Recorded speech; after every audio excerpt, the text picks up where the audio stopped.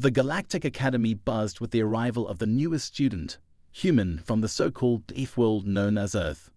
The Academy, home to species from the farthest reaches of the galaxy, had never seen a human before, and many alien students gathered curiously outside the entrance to get a glimpse.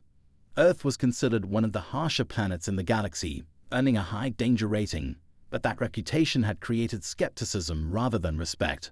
From a distance, the human didn't seem impressive, shorter than most of the aliens, with no visible armor or claws, and eyes that looked strangely open and vulnerable.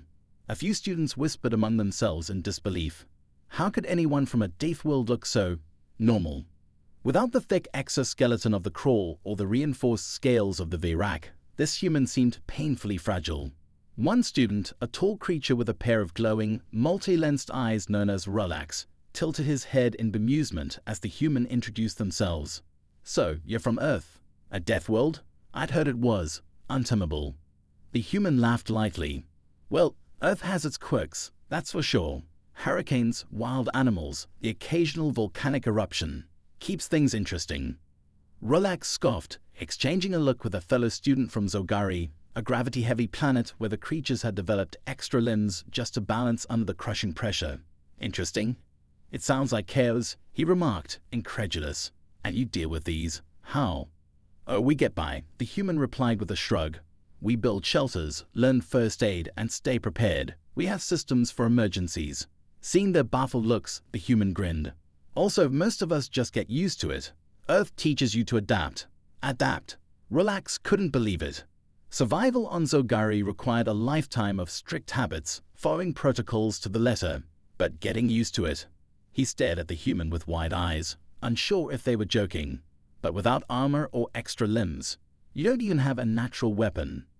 Another classmate chimed in, an aquatic being from a tranquil water planet. "How do you defend yourselves?" "We're good with tools," the human replied matter-of-factly, "and teamwork. If things get rough, we stick together." A murmur rippled through the group. Even among species that valued collaboration, the humans' casual confidence in their species' survival instinct was surprising. For the Zogari and many others, survival depended on evolution and strict adherence to instinct. But here was a creature who talked about survival as if it were a choice, a skill even. The bell rang, calling them all inside. As the human walked with the group, the other students exchanged glances, curiosity piqued. Relax, though skeptical, felt a strange urge to learn more about Earth, to understand what made humans survive a place labeled inhospitable by galactic standards. As they settled in the classroom, Relax couldn't help but observe the human. There was something oddly compelling about their unarmored form, their calm smile, and the glint in their eyes. By the end of the lesson, he had a feeling that Earth had more secrets than he'd assumed, and that its representative might be the toughest one in the room after all. During the next class break, the human Daniel found himself surrounded by a cluster of curious classmates. They leaned in with wide eyes, limbs or tendrils twitching with anticipation, eager to understand the world that had sent them such an unexpected ambassador. Relax, who had remained skeptical since the human's arrival, took the lead. "So tell us, Daniel," he began, crossing his scaled arms. "Is it true that you have creatures on Earth that actively hunt? Your own kind?" Daniel chuckled, unbothered by their intensity. "Yep, we've got plenty of predators. Wolves, big cats, even a few sharks in the oceans." He paused, considering. "But we don't really worry about them much day to day. Most of us live in cities where the biggest threat is just traffic." The aliens glanced at each other confused. One student, a small crystalline entity named Priscil, whose race shimmered with a light blue glow, leaned forward. "But I heard Earth's environment is inconsistent. Unstable. You're saying you live in harmony with these predators?" "Well," Daniel said with a shrug, "we've had to adapt, but we're pretty used to it. We've learned to manage our environment and coexist with most animals." He paused, noticing the skeptical looks. "Our ancestors were hunters too. That instinct is kind of in our DNA." Relax raised an eyebrow. "So you're predators yourselves?" "Sort of," Daniel replied with a grin. "We can be, if we have to. But mostly, we like things peaceful." Priscil looked almost horrified, her glow dimming slightly. "And the weather?" "There are reports of electrical storms, winds strong enough to lift structures, even frozen water that falls from the sky." "Ah, yeah, lightning storms, hurricanes, hailstorms, all part of life on Earth," Daniel's voice was casual, as though discussing minor inconveniences. Our weather can be unpredictable. It's why we have storm shelters and emergency plans, and we can usually track these things pretty accurately. Rolex was beginning to feel unsettled. Unpredictable weather. On Zogari, we know exactly when and how storms will form. There's no risk as long as we stay inside. You're telling me you face lethal weather with just emergency plans? Daniel nodded, then grinned. Pretty much. We're used to it though. Heck, some humans even chase storms for fun. Fun? Sure is the aliens, bewildered. Yep. Daniel laughed. People drive toward the biggest storms just to watch them up close. Record them. It's called storm chasing. The aliens shifted nervously, each taking a small step back. Another classmate, a winged creature from a low-gravity planet, piped up hesitantly. And what about the heat? There are places on Earth hotter than most species can withstand, yet humans live there. Oh, definitely. We got deserts that reach temperatures other species would struggle in, but people make homes there too. Air conditioning helps, and a lot of people learn how to adapt to the climate naturally. Your people voluntarily live in these extreme environments. Priscill's tone was a mix of disbelief and awe. Daniel nodded. Adaptation is what we're good at. Cold, heat, floods, you name it, we figured out ways to handle it. The group fell silent, their initial assumptions about humans rapidly dissolving. To the aliens, life meant stability, survival by natural design. But here was a species that thrived in chaos by choice. They looked at Daniel with a new, quiet respect. Rolex cleared his throat, his skepticism melting into genuine curiosity. It seems there is more to you humans than we expected. Maybe you could teach us a thing or two about surviving in unpredictable conditions. Daniel grinned, realizing he'd just earned the admiration of his alien classmates. I'd be happy to. Lesson 1. Never underestimate Earthlings. The next day, Daniel noticed his classmates had formed a semicircle around him before the lecture even started. They looked at him expectantly, eager for more insights into the human way of life. Sensing their anticipation, Daniel leaned back and smirked. All right, let's talk survival.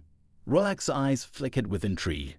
You've already told us about predators and storms, but how do you handle them so easily? You can't possibly laugh in the face of danger. Daniel grinned, his eyes glinting with mischief. We do, actually. Ever heard of camping? The alien students blinked in confusion. Camping is when we choose to leave our safe, comfortable homes and go live in nature, Daniel explained. Intense, mostly. It's like embracing the wilderness on purpose, you know. We hike, hunt, fish, make fires, tell ghost stories under the stars, that sort of thing. The entire group seemed to shudder simultaneously. Priscill's glow flickered with something close to horror. So you deliberately expose yourselves to potential threats for entertainment?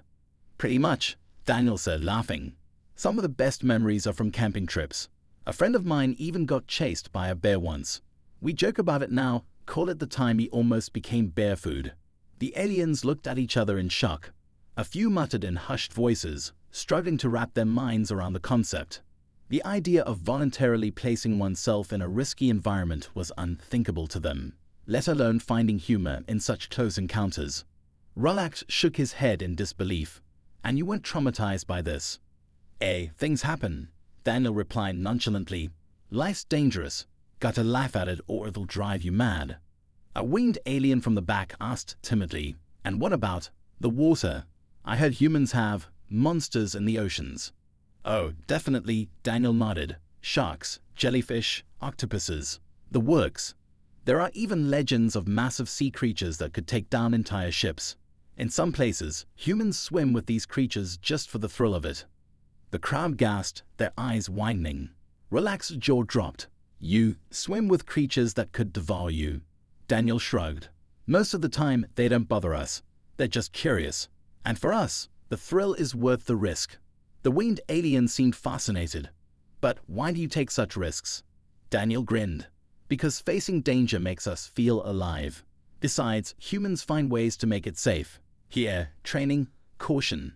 It's a part of the adventure. Rolex took a deep breath, his skepticism finally eroding.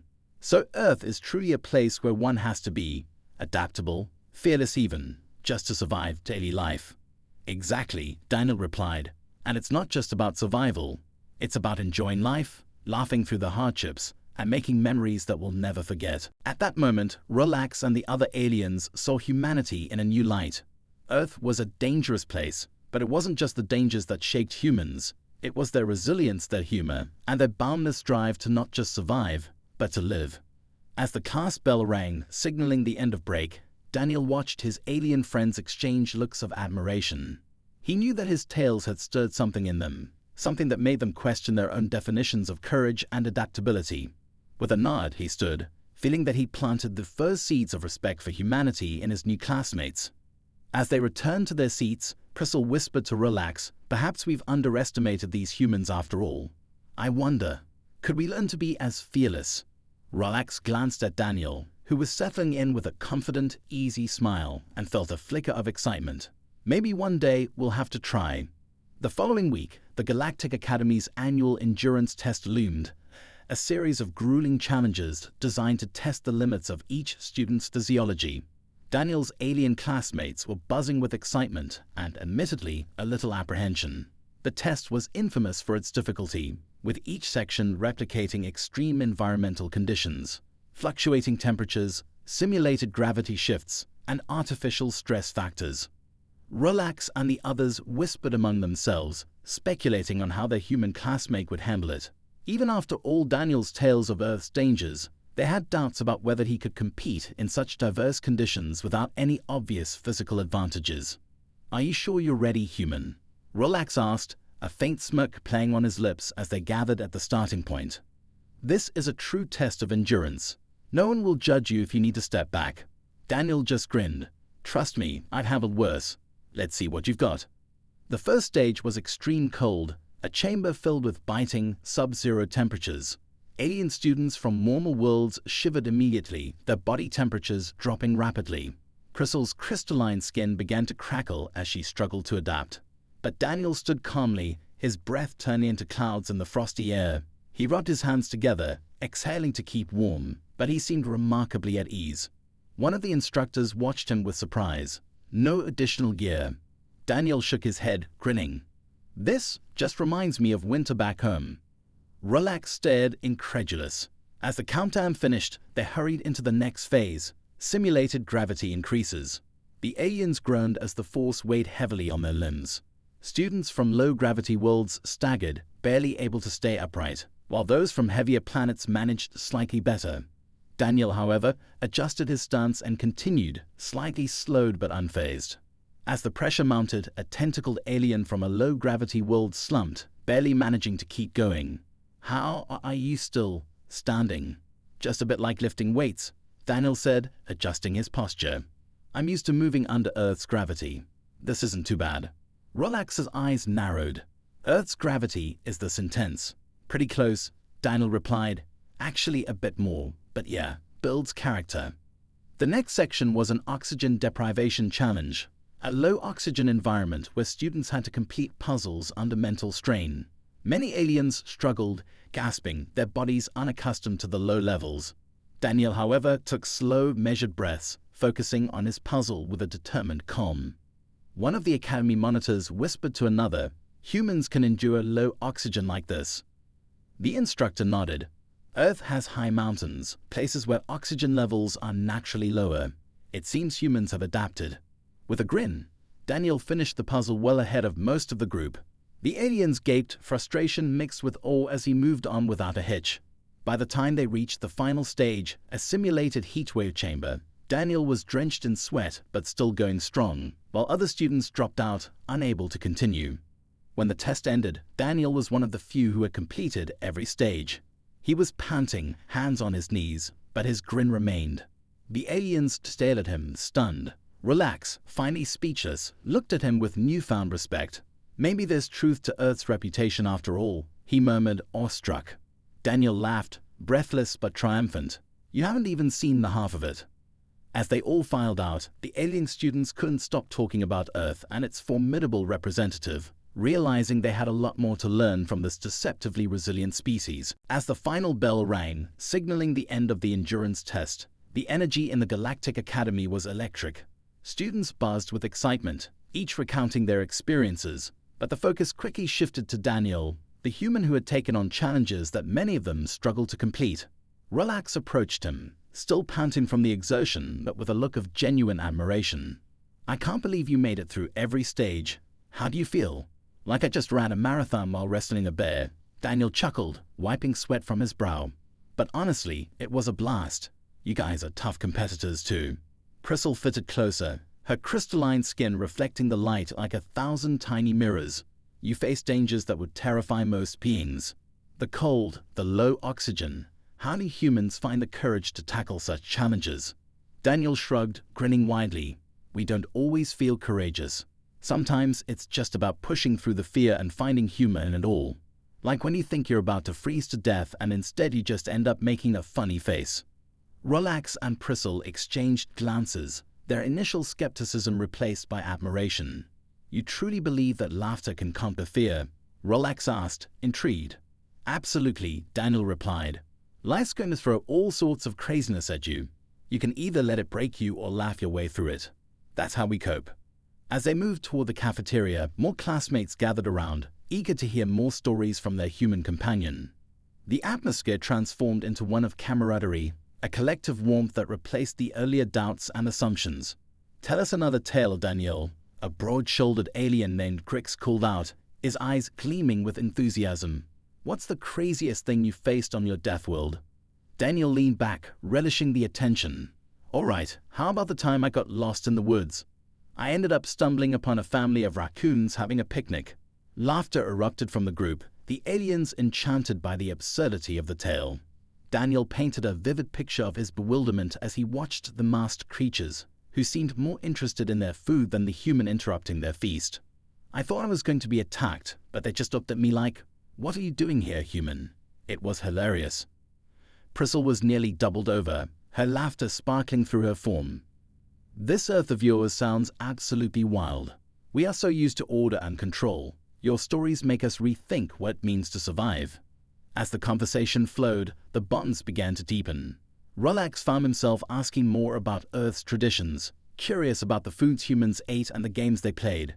Daniel shared tales of soccer matches, barbecues, and even stories of humans getting together to tell ghost stories around a campfire. Each story built bridges, pulling the classmates closer together. With each laugh shared, the initial misunderstandings faded away. The aliens no longer viewed Daniel merely as the representative of a primitive world, but as a kindred spirit, someone who embraced life's chaos with resilience and humor. As the day turned to evening, Relax turned to Daniel, a newfound resolve in his expression. "We have much to learn from you and your kind. Perhaps we should hold an Earth-themed day next week. We can try some of your picnic traditions." Daniel's face lit up. "That would be amazing.